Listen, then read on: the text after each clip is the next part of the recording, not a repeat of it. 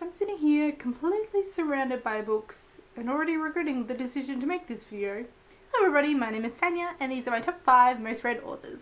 So I wanted to film something a little bit different today. I've been really in a rut with my video making and editing and not really getting all that much out at the moment and a lot of the same things.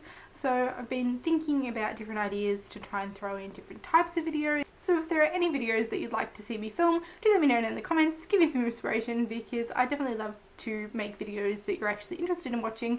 And I know everything's been a bit samey on my channel lately, so if you've got anything that you'd like to request, do let me know in the comments and I will see what I can do. So as I said, this is going to be my top 5 most read authors. I'm basing this on the Goodreads most read authors page, so there are some exceptions to this rule.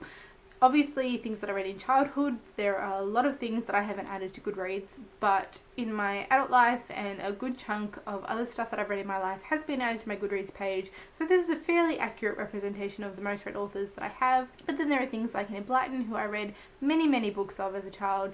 I couldn't even guess. I could probably go through her works, but you know, she's written hundreds, and I've read a good chunk of those, but I don't have them all added to my Goodreads shelves. Also things like the Animal series I've spoken about before and I've been reading some of those lately. I read 40 something of those as a child, so that would definitely put Kay Applegate squarely in this list, but I'm not including her. I'm just going on what's there on Goodreads, so let's just get into it. So coming in at number 5 with 14 books read, I have Ian Fleming, and that's because I have read all of his James Bond novels. So here I have the box set of all 14 James Bond novels that are written by Ian Fleming. Of course, a lot of other authors since Ian Fleming's death have gone on to write other books featuring James Bond. I've not read any of those, but I have read all of the Ian Fleming ones. I haven't actually read the physical copies of most of these. I actually listened to the audio versions a couple of years ago now, and that was phenomenal. So there was a new set of recordings commissioned by Ian Fleming's niece, I believe, and they were produced by AudioGo before they went out of business, and I believe they've now been picked up and can be purchased on Audible again. But the first one is narrated by Dan Stevens of Downton Abbey fame, and he was just absolutely perfect. There are a number of other well-known actors that narrate the different stories. There's one narrated by Bill Nighy, there's one narrated by Hugh Bonneville, also from Downton Abbey. There's one narrated by Rosamund Pike. So there's a really great list of people who produce those audiobooks. I thoroughly enjoyed all of them and would highly recommend you look at the audiobooks. But I'm so pleased to own this box set. The covers are absolutely gorgeous, and I will give you a little bit of a look now, if I can get them out of the box.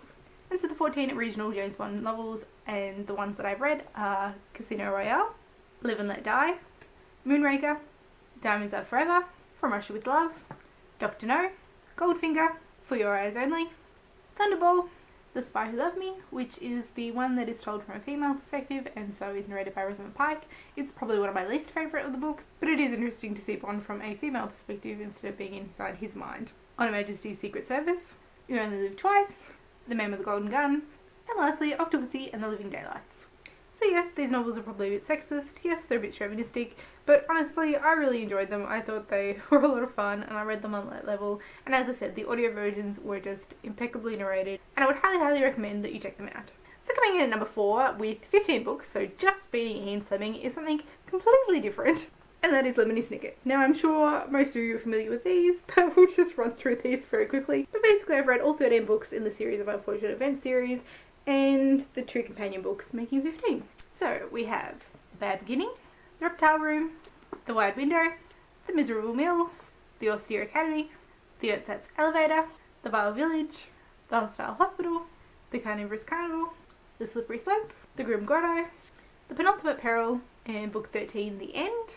And as I said, I've also read the 2 companion books to this, so that is Lemony Snicket, The Unauthorized Autobiography, and finally The Beatrice Letters.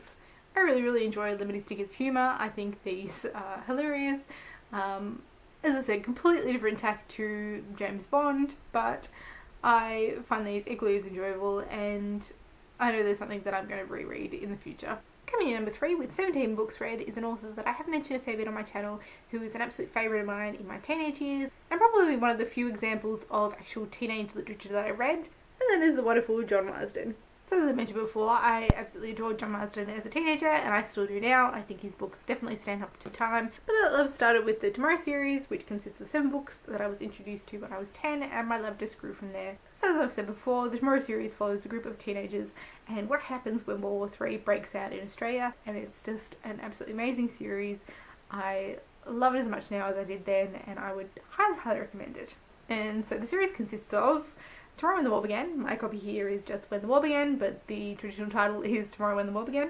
The Dead of the Night, The Third Day of the Frost, Darkness Be My Friend, Burning for Revenge, The Night is for Hunting, and lastly The Other Side of Dawn. Then I have the 3 books in the companion series that is set after the war, and that is While I Live, Incurable, and Circle of Flight. Now I'm not going to go too much into each of these, but there are a number of other teenage books of John Marsden's that I read through that era, and they are Checkers, Letters from the Inside, So Much to Tell You, and its companion Take My Word For It, Winter, and Dear Miffy. And then last year John Marsden came out with his first book for adults, and this is South of Darkness. And then the really interesting thing about John Marsden is, with the exception of South of Darkness and Dear Miffy, the rest of these stories are all written from a teenage female perspective. And for a middle-aged man writing as a teenage female, he does it very, very well, and he writes in a very believable and realistic way that I think is quite incredible. So for the next author, there is no chance that I'm going to fit all of these books in frame, so I'm not even going to try. But coming in at number 2 with 20 books read is another author that I've spoken about a fair bit. He's one of my absolute favourites, and that is Juliet Amelia. So we have her 7 Water series, which consists of Daughter of the Forest, Son of the Shadows, Child of the Prophecy, Head of 7 Waters, Seer of 7 Waters, and Flame of 7 Waters. And then there's also the companion novella Twixt Firelight and Water. Next up I have her Wildwood series, which is one of her 2 young adult series, and that consists of Wildwood Dancing and Keebler's Secret, the standalone book Heart's Blood, which is loosely based on Beauty and the Beast, Her Birthday Chronicles, which has some of my absolute favourite characters of all time in it, which consists of The Dark Mirror, Blade of Fortune, and Well of Shades, which is my absolute favourite of the series, and this book is so good. Her Shadowfell trilogy, which is the second of her YA series, consisting of Shadowfell, Ravenflight, and The Caller. Then a duology, which I think is called The Saga of the Light Isles, and that consists of Wolfskin and Foxmask. Then we have a short story collection, Prickle Moon, which collected all of her short fiction at the time of publication at least, and this also includes the 7 Waters novella Twixt Firelight and Water, but because I've got it marked separately on Goodreads, it counts as part of the 20 separately, but I guess you could just say 19 books by Juliet Amelia. Either way, she comes in number 2. And then lastly, the first book in the Blackthorn and Grimm series, Dreamer's Pool, and the second book in this series has just been released, and I haven't picked it up yet. I'm kind of waiting now for the audio version. I've heard that Audible is producing the audiobook of this at the moment, and I actually listened to the audiobook of this one with my mother last year, so we're thinking of doing the same again. So hopefully that will come out soon, and I will have then read 21 books by Juliet Amelia. And then coming in at number 1 is probably no surprise, and I definitely couldn't fit all the books in frame. In fact, I haven't bought all the books for this author because there's just too many. Just too many. But that, of course, is the wonderful Agatha Christie. So I bought, and then there were none to stand in for all of the books I've read by her, because I think this was the first one I read. I'm not 100% sure, but if it wasn't the first, it was one of the very first that I have read. But according to Goodreads, I have read 52 books by Agatha Christie, and I think that figure is more accurately around 55, because there are a few short story collections that I've read by her that aren't actually reflected on Goodreads, because I only added the things that I own, kind of the physical books of, to my Goodreads. I didn't get the short story collections because I own them in the 3 bind-ups that I've shown before on my channel, so there are a few of those that I haven't actually gone and said that I've read. As I'm reading them chronologically, I'm going through and adding those ones onto my shelves. So I think the figure is around 55, and it's constantly growing because I'm reading one of her each month. She's above and beyond my most read author, and you know, that's the place she deserves to be. So I'm not going to list off what all of those 55 books are, but I will leave a link to my Agatha Christie shelf on my Goodreads, which has got all the books that I've read during my chronological read through, and I think there's a to reread shelf on there. And that's still got some books that I have read in the past but haven't yet read as part of my chronological read through, so adding those two together will probably come up with that 52 figure. So there's my top 5 most read authors.